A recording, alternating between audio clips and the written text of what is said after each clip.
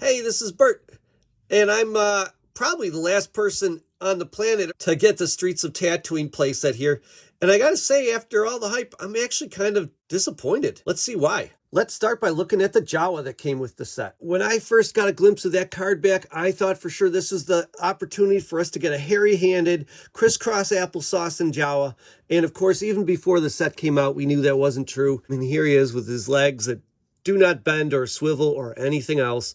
Because he is really just a reuse of the mold from the off-world Jawa. One thing that I didn't like that they maintained from this off-world Jawa, in addition to the bad legs, is this little dangling thing in the back, implying that the hood is like a separate piece of fabric, when we all know the on-world Jawas, those from Tatooine, they all had hoods that were connected to their robes. But one thing that we did get that was pretty amazing from this guy is I think this is like the best sculpted Jawa bandolier of any Jawa. And the fact that these two straps are completely separate from one another allows for a lot of customizability if you get more than one of this set. Next, we're going to look at the set itself, and then we'll look at the accessories. And each of these three sections, it comes in basically three sections, and I have issues with each of the sections. Okay, but overall, my issue is they try to make these sets so that you can put them in multiple configurations. But I just always feel like none of the configurations is exactly what I want them to be.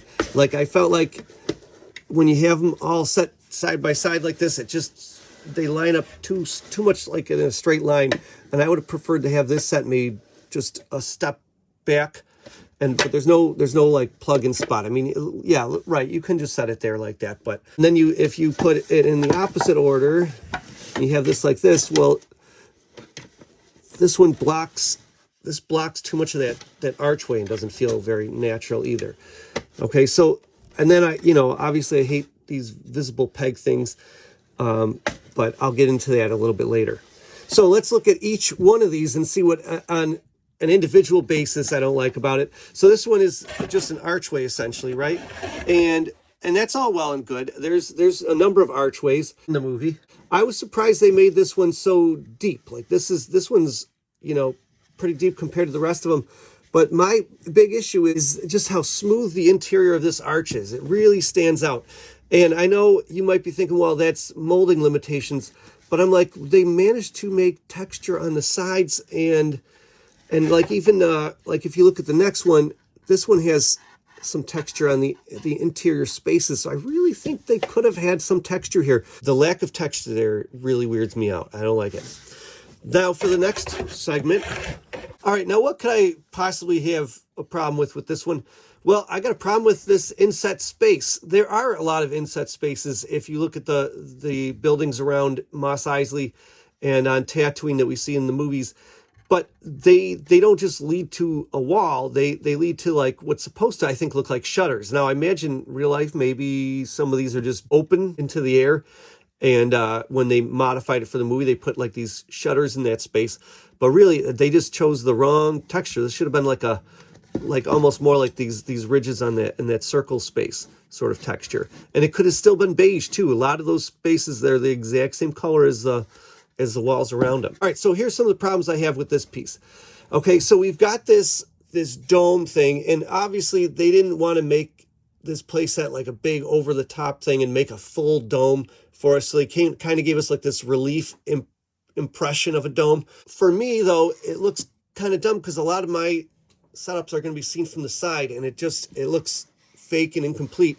But for a lot of people, it's no big deal because they'll probably have this back against the wall. But the problem is you can't actually put this back against the wall because there's a set of stairs that no one needed or wanted on the back side. Okay, now it's cool because you can swap which steps are facing out, whatever look you want. But I'd have rather had these just been two separate pieces rather than this one piece, because now you can't have steps and this back against your wall. Okay, just a really big design flaw. Next problem, the interior of this. They have a lot of these grooves. This texture right here is exactly what we see throughout Tatooine, but it's always actually matches the color of of the, the sandstone facades that all these buildings are made out of.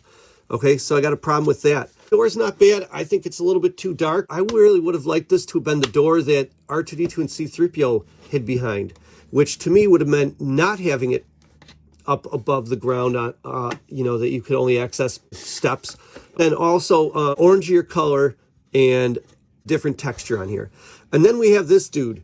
It's a fun, cool play feature, but the fact that there's always just this little thing sticking out, because, I mean, like if you bought 2 of these sets, the whole point is that you can buy a whole bunch and you can set them all up together.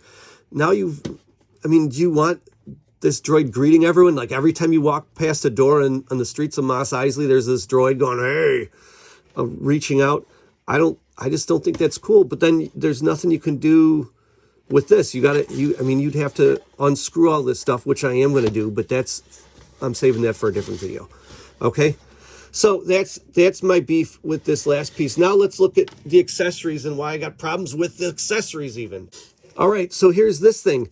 And if you look at A New Hope, there's just tons of these things around, but none of them look like this. Why couldn't they just pick one of these things that's in a scene and just make it exact? Like, why make something that's almost kind of like this one and maybe a little bit like that one? I just don't know why they would do that. And then I thought, oh, this is cool. When I do my setup and I have these pegs visible, this thing can plug onto there.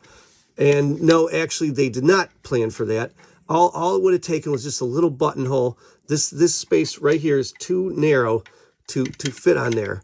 It would have been so perfect. That way you could just have it plug on there. I mean, it sets in front of it well enough. It doesn't have that big of a base that it doesn't just tip over pretty easily here. It's not a big enough base to just stand on its own based on its height. Okay.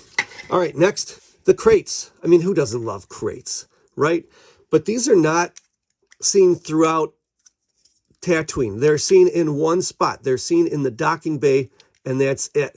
I would have much rather had another one of this crate. I would have traded 2 of these for 1 more of these, except here's the problem I got with this crate, okay, or Energizer box or whatever this thing is. This is literally my favorite.